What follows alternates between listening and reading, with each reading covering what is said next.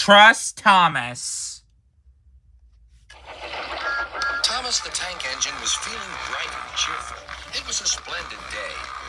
Good morning, he whistled to some cows, but the cows didn't reply. Never mind, said Thomas. They're busy with their breakfast.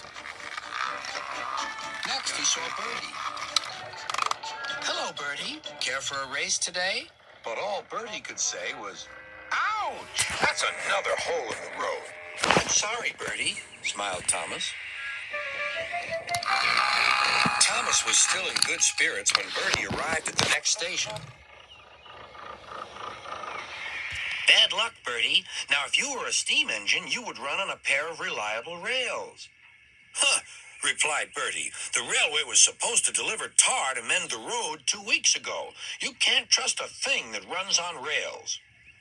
I run on rails. You can trust me, Bertie.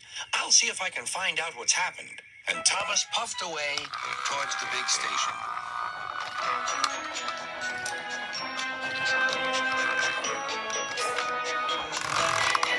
James was snorting about in the yard. It's too bad, he grumbled. Percy goes to work at the harbor and I do his job. Here, there, and everywhere. Take that! Oh, groaned the freight cars. Just you wait. We'll show you. Gordon laughed. I'll tell you what, James. If you pretended to be ill everywhere, you couldn't shunt freight cars here or go to the quarry there, could you? What a good idea, agreed James. Look, here comes Thomas. I'll start pretending now. Thomas was sorry to see the engines looking miserable. Cheer up, he puffed. It's a beautiful day. Yes, grumbled Gordon, but not for James. What's the matter? Asked Thomas. He's sick, replied Gordon. Yes, he is. I mean, I am, stuttered James. I don't feel well at all. Don't worry, said Thomas kindly. I'll help out if you're ill. Gordon and James snickered quietly to each other. Some of James's cars were coupled behind Thomas and he steamed away to the quarry. The cars were still crossed. We couldn't pay James back for bumping us, so we'll play tricks on Thomas instead. One engine is as good as another. But Thomas didn't hear them. He collected all the stone from the quarry and set off back to the junction.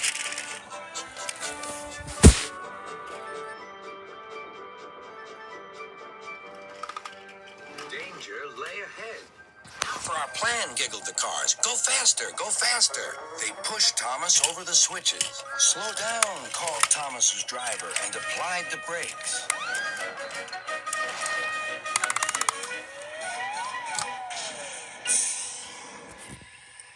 Poor Thomas stood dazed and surprised in a muddy pond as a toad eyed him suspiciously.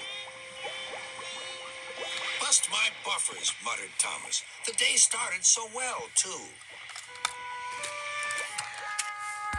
Duck pulled away the cars, and Edward helped Thomas back to the junction. Suddenly, Thomas remembered the missing tar. He told Edward all about it. That's strange, said Edward. A car full of tar has been left at my station. That must be it. Driver will make sure it gets to Bertie now.